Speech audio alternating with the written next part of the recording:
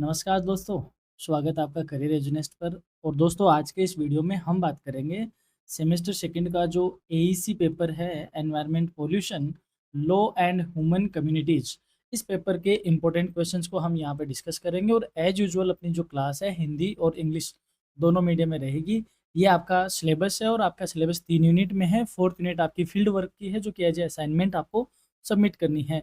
तो आपके पास 3 यूनिट का यहाँ पे सिलेबस है। और यदि आप चाहते हो इसकी डिटेल क्लास देखना तो हमने ऑलरेडी अपने चैनल पे अपलोड कर रखी है, जिसका लिंक मैं डिस्क्रिप्शन, आई बटन और एंड स्क्रीन पे दे दूंगा। अब जो बच्चा अगर पहले डिटेल क्लास देखता है और उसके बाद इंपॉर्टेंट क्वेश्चंस की क्लास देखता है, उसको फिर इसके अलावा बाहर से पढ़ने की नीड नहीं होगी, जहाँ तक मेरा मानना है। आप इजीली इस पेपर को बहुत अच्छे से स्कोर कर पाओगे। तो शुरुआत करते हैं अपने फर्स्ट यूनिट के पहले क्वेश्चन के साथ। पहला क्वेश्चन है, डिफाइन एनवायरमेंटल पोल्यूशन, यानी पर्यावरण प्रदूषण को परिभाषित कीजिए।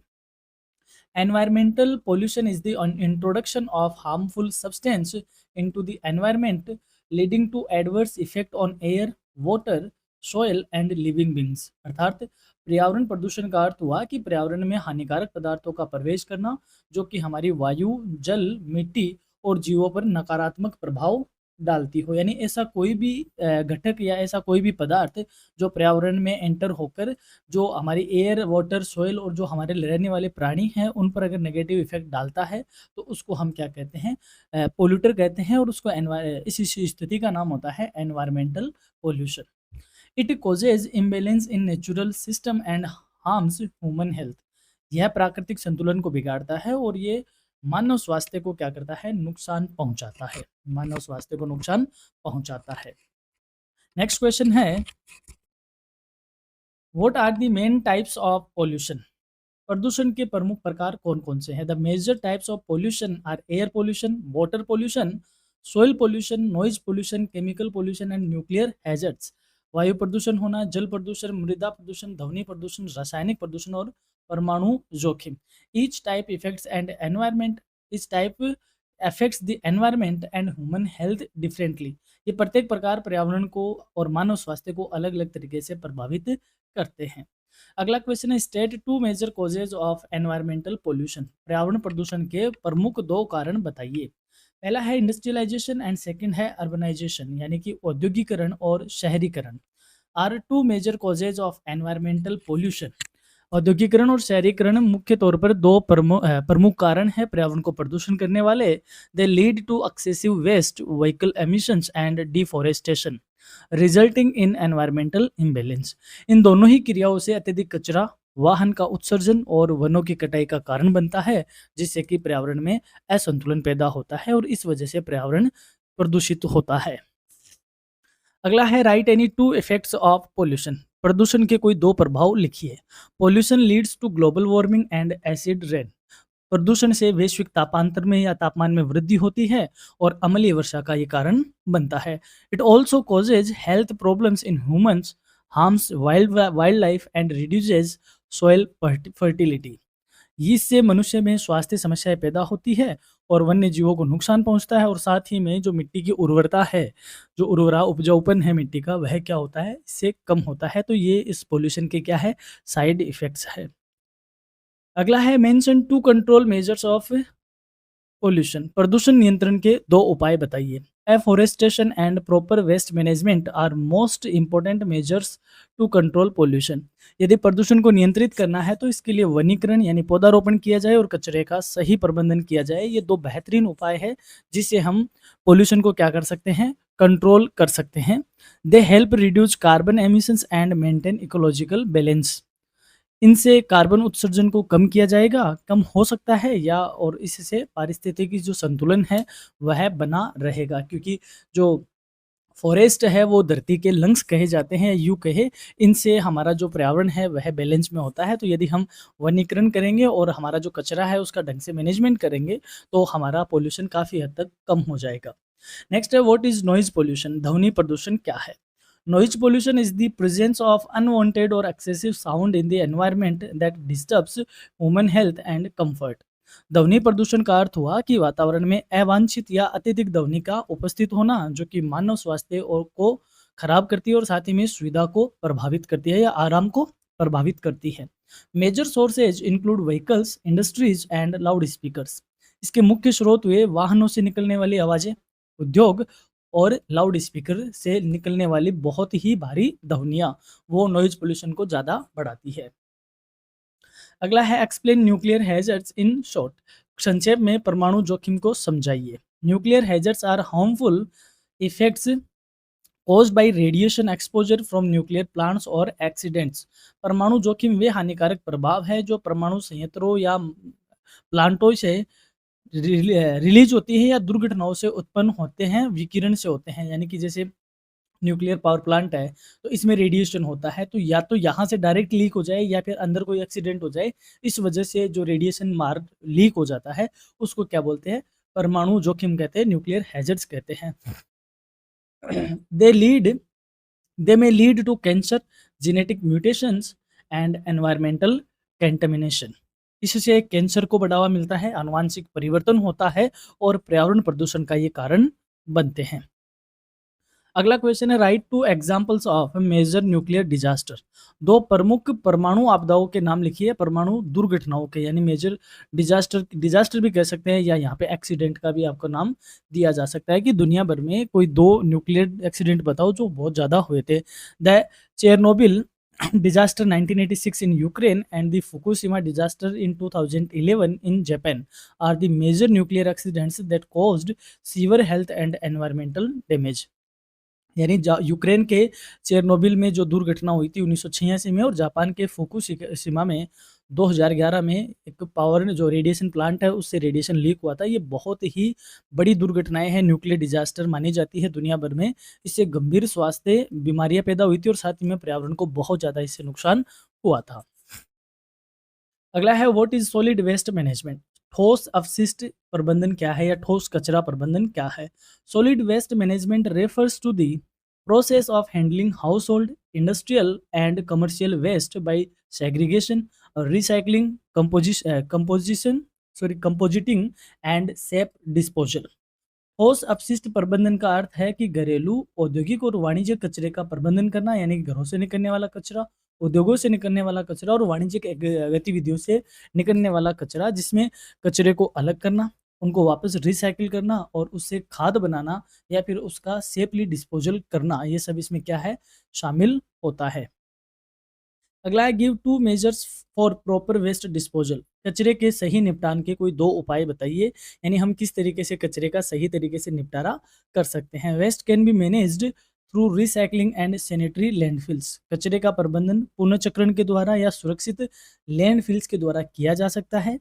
These methods reduce pollution and protect soil and water quality. इन तरीकों से प्रदूषण कम होता है और साथ ही में मिट्टी व जल की गुणवत्ता की सुरक्षा होती है। अब बात करते हैं इस यूनिट से बनने वाले इंपॉर्टेंट क्वेश्चन बड़े वाले कि कौन कौन से यहाँ से बड़े इंपॉर्टेंट क्वेश्चन या लॉन्ग आंसर टाइप वाले क्वेश्चन आपके लिए इंपॉर्टेंट रहेंगे। Discuss different types of environmental pollution with suitable examples. विभिन्न प्रकार के पर्यावरण प्रदूषण को उपयुक्त उदाहरण सहित समझाइए। Explain the causes and effects of air, water and soil pollution. वायु, जल और मृदा प्रदूषण के कारणों और प्रभावों को स्पष्ट कीजिए। या फिर आपसे ये भी पूछा जा सकता है right notes on the following, और उसमें आपके 1 नंबर पे एयर पोल्यूशन लिख दिया जाए, 2 पे आपके वाटर पोल्यूशन लिख दिया जाए और 3 पे आपके सॉइल पोल्यूशन। इस तरीके से भी आपसे इसमें क्वेश्चन पूछा जा सकता है। अगला क्वेश्चन है describe the impact of noise and chemical pollution of human health. ध्वनि और रासायनिक प्रदूषण के कारण मानव स्वास्थ्य पर प्रभाव का वर्णन करो, यानी कि इन पर्यावरणों का मानव स्वास्थ्य पे क्या असर होता है। नेक्स्ट है write a detail note on nuclear hazards and their major disaster. परमाणु जोखिम और उनकी प्रमुख आपदाओं पर विस्तृत टिप्पणी लिखो। ये क्वेश्चन एक इंपॉर्टेंट क्वेश्चन के तौर पे है। अगला है explain the methods of solid waste management in detail. ठोस अपशिष्ट कचरा प्रबंधन की विधियों को विस्तार से समझाइए। ये भी एक अच्छा क्वेश्चन है फर्स्ट यूनिट से, और इसका जो इंट्रोडक्टरी क्वेश्चन है वो जरूर आप ध्यान रखिए। अब ये आपके लिए एक यहाँ पे एक खास अनाउंसमेंट कि यदि आप चाहते हो कि सारे लिंक आपको एक ही जगह उपलब्ध हो जाए, एक ही डॉक्यूमेंट में, आपको यूट्यूब पे इधर उधर नहीं भटकना पड़े, तो आप हमारे इस नंबर पर एक मैसेज कर दीजिए पीडीएफ के नाम से। हम आपको एक पीडीएफ शेयर करेंगे। उस पीडीएफ में आपके हर एक पेपर की लिंक होगी, आपको बस इस प्ले बटन पे क्या करना है, जस्ट क्लिक करना है और सीधा आप कहाँ पहुँच जाओगे, लाइव क्लासरूम में पहुँच जाओगे, ताकि आपके हाथ में एक ही जगह पे आपके पास सारे लिंक हो और आप हमसे बराबर कनेक्शन में बने रहे, ताकि आपको इधर-उधर नहीं भटकना पड़े। आपका टाइम ज़्यादा इम्पोर्टेंट है, क्योंकि आपके सब्जेक्ट के एग्ज़ाम ऑलमोस्ट हो चुके हैं। अब आपके वीएसी, एसएससी, एईसी और माइनर पेपर के एग्ज़ाम हैं, तो ये डॉक्यूमेंट आपकी बड़ी हेल्प करेगा। अब बात करते हैं यूनिट सेकंड की। यूनिट सेकंड का पहला क्वेश्चन है, डिफाइन क्लाइमेट चेंज, जलवायु परिवर्तन को परिभाषित कीजिए। देखो, दो तरीके की थिंग होती है दोस्तों, एक होता है मौसम, एक होता है जलवायु।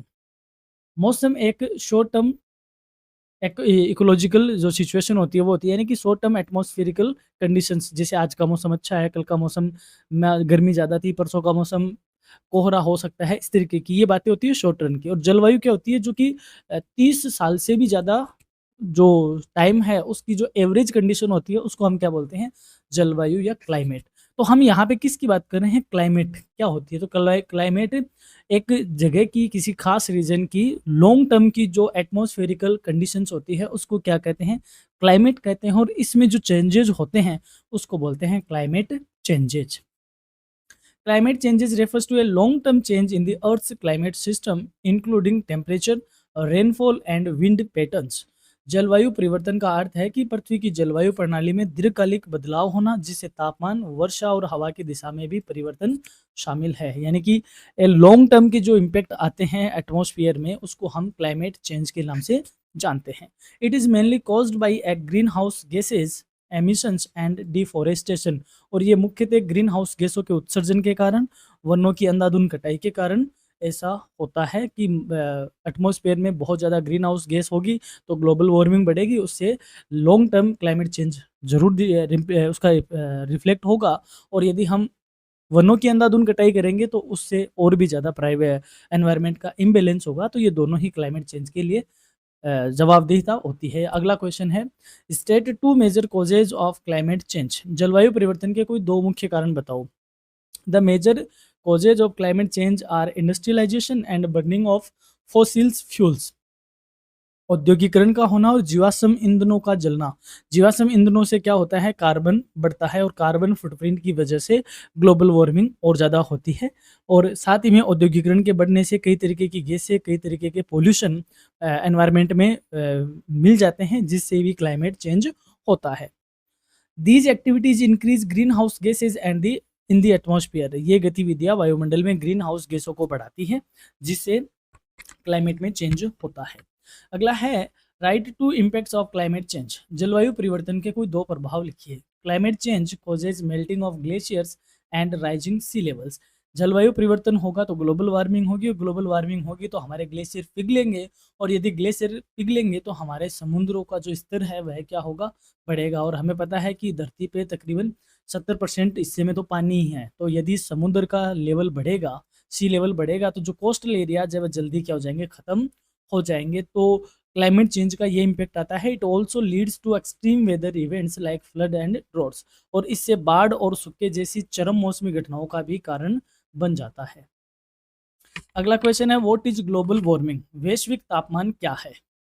Global warming refers to the gradual increase in earth's average temperature due to the accumulation of green house gases like CO2, CHO4 and N2O। वैश्विक तापमान का अर्थ हुआ कि ग्रीन हाउस गैसेज जैसे कार्बन डाइऑक्साइड, मीथेन और नाइट्रस ऑक्साइड के बढ़ने से पृथ्वी के औसत तापमान में धीरे धीरे क्या होना, वृद्धि होना। यानी कि हमारे एटमॉस्फेयर में इन गैसों की यदि अधिकता होगी, ये गैसेज बढ़ेंगे, तो जो धरती का टेम्परेचर है, जो नॉर्मली टेम्परेचर होता है, उससे उसका टेम्परेचर ज़्यादा हो जाएगा। इसी सिचुएशन को हम ग्लोबल वार्मिंग के नाम से जानते हैं। नेक्स्ट है, state two harmful effects of global warming, वैश्विक तापमान के दो हानिकारक प्रभाव बताइए। Global warming causes coral bleaching and reduce crop yields. वैश्विक तापमान से जो कोरल रीफ है वो सफ़ेद हो जाते हैं और जो फसल उत्पादन है उसमें कमी आती है। कोरल रीफ होती है जो समुद्री हमारे एक तरीके से जीव होता है, जो वनस्पति जैसा दिखता है, तो इस पे इसका साइड इफेक्ट होता है। साथ ही में जो हमारी फसलें हैं उनसे हमें उत्पादन कम मिलता है। It also disrupts ecosystems and increases droughts. इससे पारिस्थितिकी तंत्र तो असंतुलित होता ही है, साथ ही में सूखे को बढ़ाता है। अगला क्वेश्चन है what is ozone layer depletion. Ozone परत क्षरण क्षरण क्या है, यानी कि जो हमारी ओजोन लेयर है हमारी धरती के ऊपर, वो सूरज से आने वाली जो यूवी किरण है उसको, उससे हमें प्रोटेक्ट करती है। इस गैस का पतला होना, यानी ये जो लेयर होती है गैस की, इस गैस लेयर का क्या होना, पतला होना, क्या कहा जाता है, ओजोन लेयर डिप्लेशन कहा जाता है। Ozone layer depletion refers to thinning of the ozone seals in the stratosphere due to chemicals like CFC which increases harmful UV radiation on earth। Ozone परत क्षरण का अर्थ हुआ कि समताप मंडल में जो स्थित है हमारी ओजोन परत, उसका पतला होना, जो कि CFC यानी क्लोरोफ्लोरोकार्बन जैसे रसायनों के कारण ऐसा होता है। और ये पृथ्वी पर आने वाली जो हानिकारक यूवी अल्ट्रावायलेट किरण है उसको ये बढ़ाता है, क्योंकि ये हमारी ये लेयर जब मोटी होगी तो सूरज से आने वाली यूवी रेज अंदर नहीं आ पाएगी, और जब ये पतली हो जाएगी तो यूवी रेज अंदर आएगी तो हमें कई तरीके की बीमारियों से वह ग्रसित करेगी। तो ओजोन लेयर डिप्लेशन का मतलब हुआ ओजोन गैस की लेयर का कम होना। अगला क्वेश्चन है mention two effects of ozone depletion. Ozone परत क्षरण के दो प्रभाव बताइए। Ozone depletion causes skin cancer and cataracts in humans. Ozone परत क्षरण से मनुष्यों में त्वचा कैंसर होता है और मोतियाबिंद को ये मोटिवेट करता है या मोतियाबिंद की बीमारी होने लगती है। It also reduce crop productivity and phytoplankton growth. इससे क्या होता है, फसल उत्पादन और जल पौधों की वृद्धि को क्या करता है, ये कम करता है। यानी कि ऐसे पौधे जो जल में होते हैं, यानी आपने ये कहे कि ये हमारी जो एक्वेटिक लाइफ है, एक्वेटिक जो प्लांट है उनकी भी ग्रोथ को ये कम करता है, साथ ही में हमारे फसल के उत्पादन को कम करता है और मनुष्यों में कैंसर और मोतियाबिंद जैसी बीमारियों को ये बढ़ावा देता है। What is acid rain. अम्लीय वर्षा क्या है। Acid rain is rainfall with the pH below 5.6 caused when sulfur dioxide and nitrogen oxide mix with water vapor in the atmosphere। यानी अम्लीय वर्षा वह वर्षा है जिसका पीएच मान 5.6 से क्या होता है, कम होता है, और यह तब बनती है जब एटमॉस्फेयर में सल्फर डाइऑक्साइड और नाइट्रोजन ऑक्साइड वायुमंडलीय जलवाष्प के साथ क्या होते हैं, घुल जाते हैं और घुलकर पानी के साथ बरसते हैं। तब इस वर्षा को कौन सी वर्षा कहते हैं, एसिड रेन कहा जाता है। Write two effects of acid rain. अम्लीय वर्षा के दो प्रभाव। अब जब अम्लीय वर्षा होगी तो इसके क्या प्रभाव होंगे। Acid rain damages crops and forest.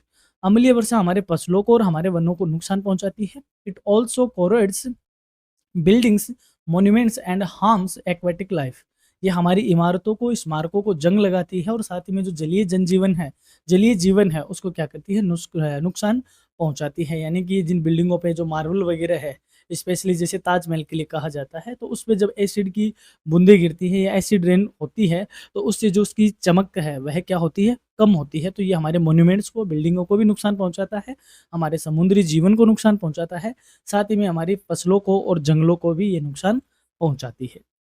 अगला है what is the environment protection act 1986। पर्यावरण संरक्षण अधिनियम 1986 क्या है। The environment protection act 1986 was enacted after the Bhopal gas tragedy.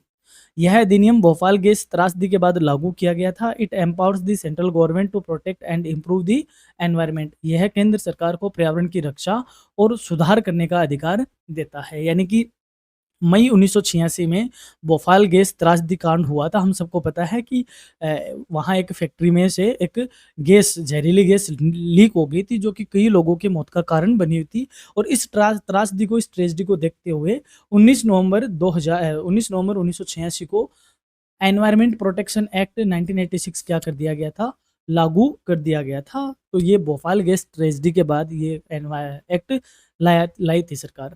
अगला है state one feature of air prevention and control of pollution act 1981। वायु अधिनियम 1981 की एक विशेषता लिखिए। The act sets air quality standards and restricts the use of polluting fuels. यह अधिनियम वायु गुणवत्ता मानक निर्धारित करता है और प्रदूषणकारी ईंधनों के प्रयोग पर प्रतिबंध लगाता है। It also empowers pollution control boards to take action. यह प्रदूषण नियंत्रण बोर्ड को कार्रवाई का अधिकार भी देता है।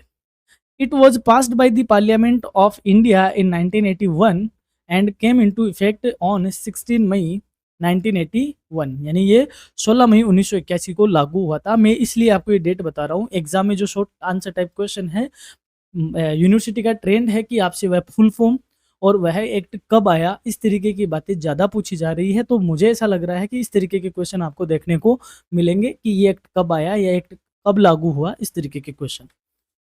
नेक्स्ट है name two international environmental agreements, दो अंतर्राष्ट्रीय पर्यावरण समझौतों के नाम बताइए। The Montreal protocol 1987 focused on phasing the out CFC and the Kyoto protocol 1997 aimed at reducing green house gases emissions. यानी जो मॉन्ट्रियल प्रोटोकॉल हुआ 1987 में, जो कि सीएफसी को चरणबद्ध रूप से खत्म करके ओजोन परत के सुधार के लिए ये प्रोटोकॉल लाया गया था या ऐसा समझौता हुआ था।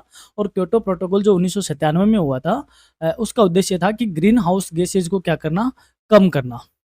दोनों को यहाँ पे डिस्कस कर लेते हैं। जब Montreal protocol was signed on 16 September 1987 in Montreal Canada two phase out ozone depleting substances. यानी जो मॉन्ट्रियल प्रोटोकॉल है उस पर हस्ताक्षर 16 सितंबर 1987 को मॉन्ट्रियल कनाडा में हुआ था, जिसका उद्देश्य ओजोन परत को क्षति पहुंचाने वाले रसायनों को, स्पेशली कौन सा, सीएफसी, उसको चरणबद्ध रूप से क्या करना, खत्म करना।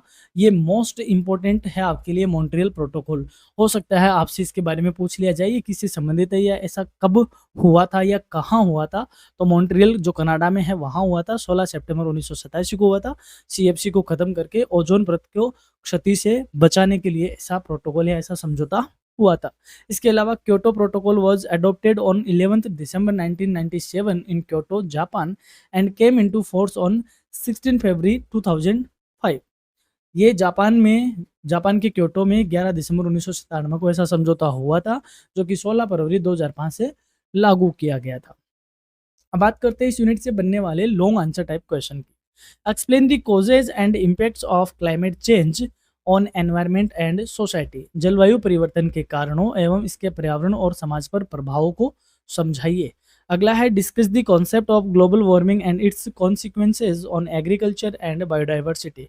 वैश्विक तापमान की अवधारणा या संकल्पना को बताइए और इसके कृषि और जैव विविधता पर क्या परिणाम होते हैं उनको डिस्कस कीजिए। अगला है what is ozone layer depletion, ozone परत क्षरण क्या है, explain its causes and harmful effects, इसके कारणों और हानिकारक प्रभावों को समझाइए। ओजोन इंपॉर्टेंट है आपके लिए। Right a detail note on acid rain, it's sources, effects and control measures. अम्लीय वर्षा पर संक्षिप्त टिप्पणी लिखो, इसके सोर्स क्या है, इसके प्रभाव क्या है और इसको किस तरीके से कंट्रोल किया जा सकता है। और एक क्वेश्चन है discuss the main provisions of the environmental protection act 1986। पर्यावरण संरक्षण अधिनियम 1986 के मुख्य प्रावधानों की चर्चा कीजिए। ये इंपॉर्टेंट है इस तरीके का, क्योंकि आपके जो पेपर का नाम है वो एनवायरमेंट लॉ है, तो आपसे कोई ना कोई एक लॉ डिटेल में पूछा जा सकता है। एक चीज़ का जरूर ध्यान रखिएगा दोस्तों, ये 2-2 घंटे के पेपर है, तो आपको क्वेश्चन पूरे अटेम्प्ट करने हैं। बच्चे क्या करते हैं, क्वेश्चन पूरे अटेम्प्ट करते ही नहीं है, तो क्वेश्चन पूरे अटेम्प्ट करने हैं। और इनमें क्या कि आंसर लिमिट होती है। पढ़ने वाले बच्चों के साथ थोड़ी सी दिक्कत है, वह लिखते हैं तो लिखते ही जाते हैं। आप पेपर में आपको जो पहले इंस्ट्रक्शन लिखे हुए हैं उनको आप अच्छे से पढ़िए। उसमें आपको क्या लिखा हुआ है, आंसर लिमिट लिखी हुई है कि कौन से क्वेश्चन के कितने वर्ड लिमिट में आपको आंसर करना है। आंसर लिमिट को देखते हुए ही आपको क्वेश्चन करना है। साथ ही में आपको जब भी नया क्वेश्चन आप स्टार्ट करो तो मेरा आपको ये कहना है कि फ्रेश पेज से ही स्टार्ट करो, यानी नए पेज से स्टार्ट करो। जैसे पिछला पेज आपने यहीं छोड़ दिया तो इसको एंड कर दो यहीं पे, अगला क्वेश्चन आप अगली पेज से ही स्टार्ट करो। ऐसा मैं बड़े वाले क्वेश्चन के लिए कह रहा हूँ। और जो पार्ट 1 का क्वेश्चन है उनको एक जगह ही करना चाहिए, वही ज़्यादा इसके लिए सुटेबल है। एक क्वेश्चन और है, explain the importance of international environmental agreements like Montreal protocol and Kyoto protocol.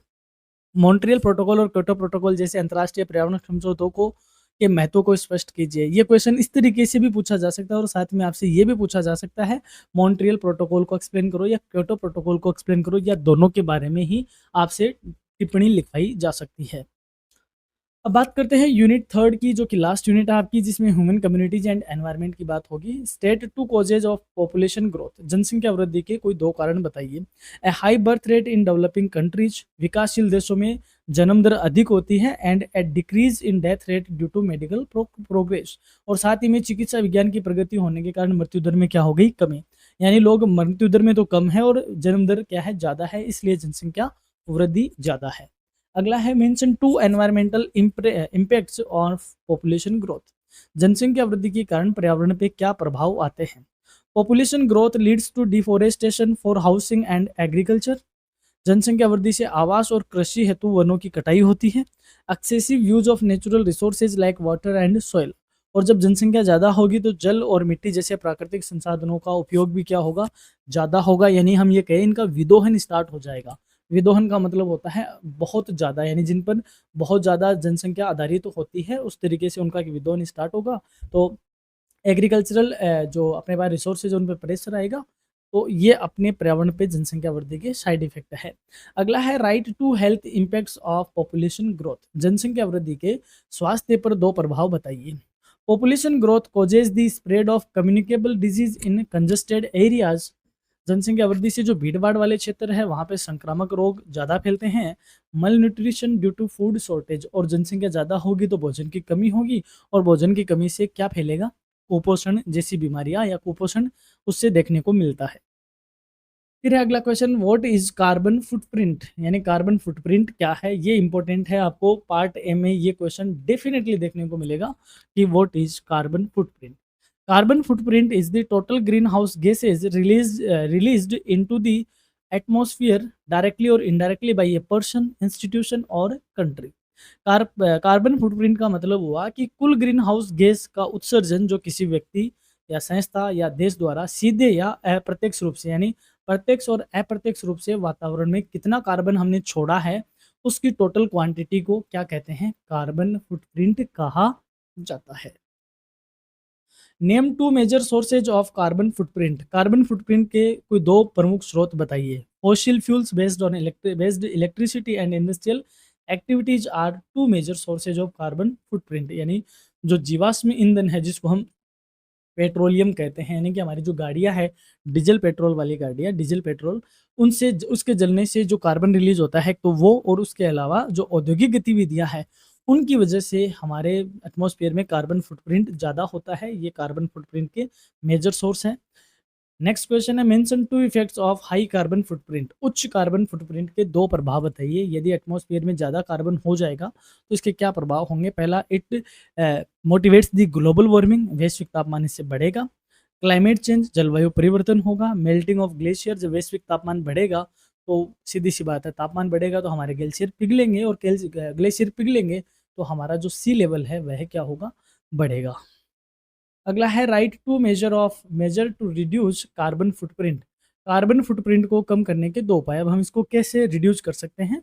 Promoting renewable energy like solar power, हमें सोलर ऊर्जा जैसी नवकरणीय ऊर्जा को बढ़ावा देना चाहिए, यानी ग्रीन एनर्जी को आप यहाँ पे क्या कर सकते हो, बढ़ावा दे सकते हो, तो ग्रीन एनर्जी को हमें बढ़ावा देना है।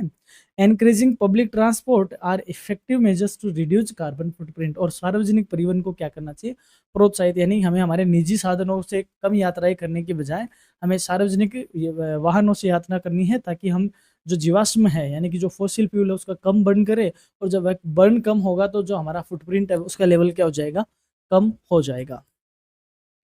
What is resettlement and rehabilitation, यानी R and R. Important question है, आपसे आर एंड आर पूछा जा सकता है, यानी पुनर्वास और पुनर्स्थापन क्या है।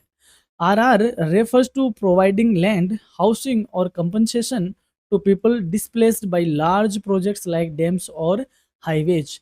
पुनर्वास और पुनर्स्थापन का अर्थ हुआ कि बांधों या राजमार्गों जैसी परियोजनाओं के कारण विस्थापित लोगों को भूमि प्रदान करना, उनको आवास मुहैया करवाना, या उनको क्षतिपूर्ति या मुआवजा प्रदान करना।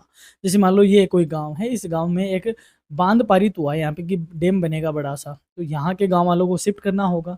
तो इन गांव वालों को जो शिफ्ट करेंगे इसको हम क्या बोलेंगे, रीसेटलमेंट और रिहेबिलिटेशन, यानी यहाँ से शिफ्ट करके इनको कहीं और बसाया जाएगा। बसाया जाएगा तो इनको ज़मीन भी देनी होगी, इनको आवास भी देना होगा, और इनको जो नुकसान हुआ उसका मुआवजा भी देना होगा। इसको बोलते हैं resettlement and rehabilitation. Mention two components of R R के कोई दो घटक बताइए। It includes skill development training and employment generation for displaced person.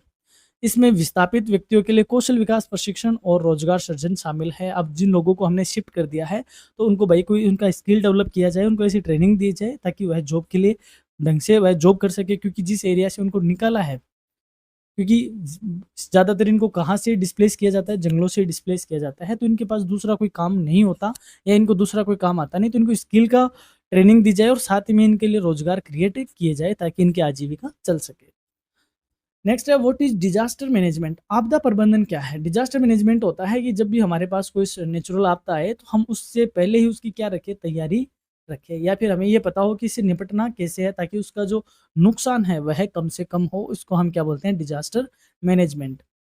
It refers to systematic planning and response to reduce the impact of disaster through preparedness, relief and rehabilitation. आपदा प्रबंधन का अर्थ है कि आपदाओं के प्रभाव को कम करने हेतु पहले से तैयारी रखना, राहत और पुनर्वास के माध्यम से सुनियोजित योजना और प्रतिक्रिया करना। यानी हमने पहले से ही प्लान बना रखा है, जिसको हम क्या बोलते हैं? मॉक ड्रिल बोलते हैं। क्या बोलते हैं? मॉक ड्रिल बोलते हैं कि पहले से ही हमें ये आइडिया रहे कि जब भूकंप आएगा, बाढ़ आएगी या कोई दूसरी दुर्घटना होगी तो हमें उसको किस तरीके से रिएक्ट करना है, रेस्पॉन्स कैसे करना है। साथ ही में हमें किस तरीके से उसके लिए तैयारी रखनी है, किस तरीके से रिलीफ के जो कार्यक्रम है वो चलाए जाएँगे और कैसे लोगों को वहाँ से निकाल कर दूसरी जगह लेके जाया जाएगा। इसको बोलते हैं डिजास्टर मैनेजमेंट। इम्पोर्टेंट क्वेश्चन है, छोटा और बड़ा दोनों तरीके का क्वेश्चन यहाँ से आएगा। अगला है state two natural disaster in India. भारत की 2 प्राकृतिक आपदाएँ बताइए जो ज़्यादातर आती हैं। Major natural disaster in India include floods and earthquakes which cause heavy loss of life and property. बाढ़ और भूकंप जो जीवन और संपत्ति को भारी नुकसान पहुंचाती है, ये भारत की प्रमुख 2 प्राकृतिक आपदाएँ हैं। इसके अलावा आप लैंड स्लाइड यानी भूस्खलन, इसको भी आप रख सकते हो जो हिमालय रेंज में बहुत ज़्यादा होता है। Name the authority responsible for disaster management in India. भारत में आपदा प्रबंधन के लिए कौन जिम्मेदार प्राधिकरण है? नाम बताओ। The national disaster management authority (NDMA) established in 2005 is responsible for disaster management in India। NDMA जिसका नाम है राष्ट्रीय आपदा प्रबंधन प्राधिकरण, जिसकी स्थापना 2005 में हुई थी, को भारत में आपदा प्रबंधन के लिए रेस्पॉन्सिबल माना गया है। इंपॉर्टेंट क्वेश्चन है। अब बात करें इस यूनिट से, यानी कि जो थर्ड यूनिट है वो आपके 2 सेगमेंट में डिवाइड है। अभी आपको मैं बता दूंगा, एक वो जो अभी हमने पढ़ लिया और एक वो जो उसके मूवमेंट से रिलेटेड है, आंदोलनों से रिलेटेड है, तो मैंने दोनों को सेपरेट किया है। इससे बनने वाले इंपॉर्टेंट क्वेश्चन है explain the causes of population growth and it's environmental impacts. जनसंख्या वृद्धि के कारणों को और पर्यावरणीय प्रभावों को समझाइए। अच्छा क्वेश्चन है। Discuss the concept of carbon footprint, it's source and reduction pro measures. Carbon footprint की संकल्पना बताइए, इसकी स्रोत और इसको कम करने के उपायों पर चर्चा कीजिए। अच्छा क्वेश्चन है, आपको कार्बन फुटप्रिंट का क्वेश्चन डेफिनेटली देखने को मिलेगा। Right a detail note on resettlement and rehabilitation of project affected person. परियोजनाओं से या परियोजना से प्रभावित व्यक्तियों के पुनर्वास और पुनर्स्थापन पे विस्तृत टिप्पणी लिखो। नेक्स्ट है explain the meaning of disaster management and it's phases with examples. आपदा प्रबंधन का अर्थ बताओ, इसके विभिन्न चरणों को उदाहरण सहित समझाओ। नेक्स्ट है discuss the role of NDMA, SDMA and NDRF in disaster management in in India. भारत में आपदा प्रबंधन हेतु NDMA, SDMA और NDRF की भूमिका पर चर्चा लिखो या चर्चा कीजिए। यह क्वेश्चन आपसे राइट शॉर्ट नोट और दी फॉलोइंग करके भी पूछा जा सकता है, तो यदि क्वेश्चन आया तो इस तरीके का क्वेश्चन भी बनता है। अब बात करते हैं यूनिट थर्ड के ही बचे हुए रिमेनिंग पार्ट के लिए, जिसमें हम मूवमेंट्स और एथिक्स की बात करेंगे। एक क्वेश्चन आपको यहाँ से डेफिनेटली देखने को मिलेगा, यानी कि जो आपका सी पार्ट है उसमें जो 3 क्वेश्चन आएंगे, मुझे ऐसा लगता है कि उसमें से जो 2 क्वेश्चन है वो उसमें सी पार्ट में 4 क्वेश्चन आएंगे, उनमें से 2 क्वेश्चन थर्ड यूनिट से ही बनेंगे, क्योंकि थर्ड यूनिट का चैप्टर पोर्शन भी थोड़ा सा बड़ा है और थर्ड यूनिट को 2 हिस्सों में बांटा भी गया है। पहला है what are the environmental movements, यानी पर्यावरण आंदोलन क्या है। Environmental movements are organized social efforts to protect and conserve the environment by preventing degradation and raising awareness. पर्यावरण आंदोलन संगठित सामाजिक प्रयास है जिसका उद्देश्य पर्यावरणीय क्षरण को रोकना है और जागरूकता बढ़ाकर या फैलाकर पर्यावरण की रक्षा करना है। यानी कि हमें पर्यावरण को ह्रास होने से, नुकसान होने से बचाने के लिए जो सामूहिक प्रयास किया जाता है उसको क्या नाम से जानते हैं? एनवायरमेंट मूवमेंट के नाम से जानते हैं। What are the main aim to Chipko आंदोलन। चिपको आंदोलन का मुख्य उद्देश्य क्या था? ये इंपॉर्टेंट है। आपको चिपको आंदोलन, आपके चिपको, साइलेंट वैली 2 आंदोलन है, बहुत अच्छे से आपको इनको पढ़ना है, पूछा जाएगा। The Chipko movement aimed to prevent deforestation and promote sustainable forest management through non violent protest. Chipko आंदोलन का मुख्य उद्देश्य था कि वनों की कटाई को रोकना और अहिंसक आंदोलन के माध्यम से स्थायी वन प्रबंधन को बढ़ावा देना, इसका मुख्य उद्देश्य था। वो लीड दी चिपको मूवमेंट, चिपको आंदोलन का नेतृत्व किसने किया? The Chipko movement was lead by Sunderlal Bahuguna in the Himalaya region of Uttarakhand. Chipko आंदोलन का नेतृत्व उत्तराखंड के हिमालय क्षेत्र में सुंदरलाल बहुगुणा जी ने किया था, तब ये यूपी का हिस्सा हुआ करता था। तो हमने जब डिटेल क्लास की है, बाकायदा बहुगुणा जी की हमने फोटो भी वहाँ पे यूज करी है और आपको इस मूवमेंट के बारे में अच्छे से वहाँ पे डिस्कस भी किया है, तो आपको डिटेल क्लास में और ज़्यादा जानकारी इसकी मिल जाएगी।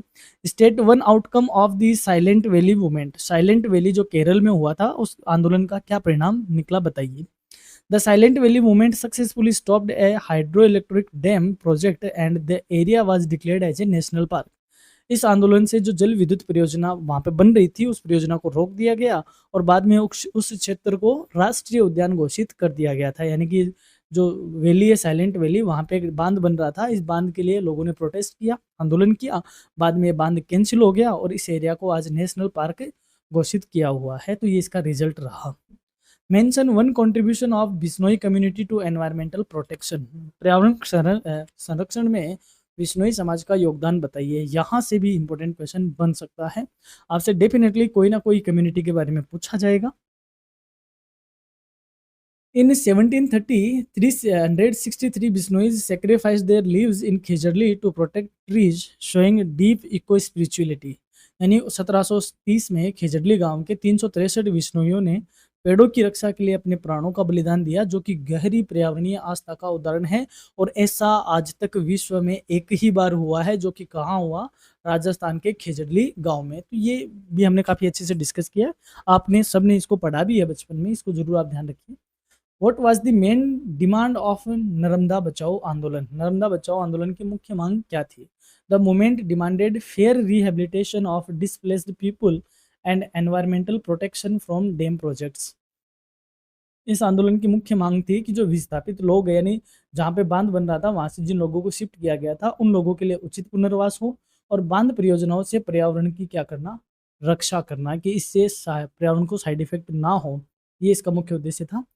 अब आता है define environmental ethics. First part के लिए अच्छा क्वेश्चन, पर्यावरणीय नैतिकता को परिभाषित कीजिए। Environmental ethics is the study of moral responsibilities of human towards nature, emphasizing respect and care for all living beings। यानी पर्यावरणीय नैतिकता का अर्थ हुआ कि मनुष्य की प्रकृति के प्रति नैतिक जिम्मेदारियों का अध्ययन करना, जो कि सभी जीवों के प्रति समान और देखभाल पर क्या करती है? बल देती है। यानी कि जो मनुष्य है वह पर्यावरण के प्रति उदार रहे और उसको तालमेल बना के रखे, इसको बोलते हैं पर्यावरणीय एथिक्स या नैतिकता। Mention one role of Hinduism in environmental protection, पर्यावरण संरक्षण में हिंदू धर्म की क्या भूमिका है, समझाइए। Hinduism considered trees like people and reverse like Ganga scared promoting harmony with nature. यानी जो हिंदू धर्म है उसमें पीपल और तुलसी जैसे पौधों को या वृक्षों को, गंगा जैसी नदियों को पवित्र माना जाता है, जो कि प्रकृति के साथ सामंजस्य को प्रोत्साहित करती है। अगला है state one environmental teaching of Buddhism, यानी बुद्ध धर्म की एक पर्यावरणीय शिक्षा को बताइए। Buddhism emphasize non violence and compassion for all being promoting harmony with nature. बौद्ध धर्म अहिंसा और सभी जीवों के प्रति करुणा पर बल देता है, जो कि प्रकृति के साथ संतुलन को बढ़ावा देता है। अगला है what is the contribution of Jainism to environmental ethics, पर्यावरणीय नैतिकता में जैन धर्म का क्या योगदान है? Jainism practices strict non violence, avoiding harm even to microorganism, reflecting eco friendly values. जैन धर्म कठोर अहिंसा का पालन करता है, जो कि सूक्ष्म जीवों को भी नुकसान पहुंचाने से बचता है, जो कि पर्यावरण अनुकूल मूल्यों को दर्शाता है। व्हाट इज एनवायरमेंटल कम्युनिकेशन, पर्यावरणीय संप्रेषण क्या है? Environmental communication means sharing information about environmental issues to educate people and promote sustainable practices. पर्यावरणीय संप्रेषण का अर्थ हुआ कि पर्यावरणीय समस्याओं से संबंधित जानकारी साझा करना, ताकि लोगों को शिक्षित किया जा सके और टिकाऊ जीवन शैली यानी कि सस्टेनेबल लाइफ स्टाइल को क्या कर सके? प्रेरित किया जा सके या सस्टेनेबल डेवलपमेंट को मोटिवेट किया जा सके। Name two tools of public awareness for environmental protection, पर्यावरण संरक्षण के लिए जन जागरूकता के दो उपकरण बताइए, यानी कि लोगों को कैसे अवेयर किया जा सकता है। तो public awareness is spread through media, TV और internet and eco clubs, NGOs organizing tree plantation and clean up drives. जन जागरूकता मीडिया जैसे टीवी, इंटरनेट और इको क्लब और एनजीओ जैसे द्वारा वृक्षारोपण और सफाई अभियान आयोजित करके फैलाई जाती है। यानी कि चाहे वो एनजीओ हो, इको क्लब हो, टीवी हो, इंटरनेट हो, सोशल मीडिया हो, जिस भी माध्यम से लोगों को पर्यावरण के प्रति जागरूक करना क्या कहा जाता है? जागरूकता के पब्लिक टूल कहे जाते हैं, या यूँ कहें जागरूकता के उपकरण कहे जाते हैं। बात करते हैं इस यूनिट से बनने वाले इंपॉर्टेंट क्वेश्चन की। Discuss the major environmental movements in India with special reference to the Chipko movement. भारत के प्रमुख पर्यावरण आंदोलन की चर्चा करो और विशेष रूप से चिपको आंदोलन को समझाओ। तो ये आपके लिए चाहे चिपको चाहे साइलेंट वैली हो, एक क्वेश्चन डेफिनेटली आएगा। Explain the contribution of Bishnoi community and Narmada बचाओ आंदोलन टू एनवायरमेंटल प्रोटेक्शन। बिश्नोई समाज या नर्मदा बचाओ आंदोलन के योगदान को स्पष्ट करो। What is the environmental ethics? Discuss the role of Indian religions in environmental conservation. पर्यावरणीय नैतिकता क्या है? पर्यावरण संरक्षण में भारतीय धर्मों की भूमिका पर चर्चा कीजिए। मोस्ट इंपॉर्टेंट है, एथिक्स में से यही क्वेश्चन ज़्यादा अच्छा है जो कि बड़े वाले में बन सकता है। Describe the importance of environmental communication and tools of public awareness. पर्यावरणीय संप्रेषण का महत्व और जन जागरूकता के उपकरणों पर विस्तार से वर्णन करो। नेक्स्ट है, discuss the role of NGOs, eco club and media in creating environmental awareness. पर्यावरणीय जन जागरूकता उत्पन्न करने में एनजीओ, इको क्लब और मीडिया की क्या भूमिका है, चर्चा कीजिए। तो ये थे दोस्तों अपने इंपॉर्टेंट क्वेश्चन की class. Important question already load हो चुके हैं, ठीक है। अब इसके आपको पीडीएफ की जरूरत है तो इस साइट से आपको पीडीएफ मिल जाएगी। हाँ, मुझे पता है बहुत सारी पीडीएफ अभी अपलोड नहीं हो पाई है, तो हमारी कोशिश है कि जल्दी सारी पीडीएफ आपको अपलोड करवाई दी जाएगी। और अगर कोई क्वेरी है तो आप व्हाट्सएप पर हमसे संपर्क कर सकते हो। और हाँ, आपको पीडीएसयू पीडीएफ अगर आपको चाहिए जिसमें सारी क्लास के लिंक्स है, तो आप हमें व्हाट्सएप पे संपर्क करें, सिर्फ पीडीएसयू पीडीएफ लिख दें, हम आपको वो अवेलेबल करवा देंगे।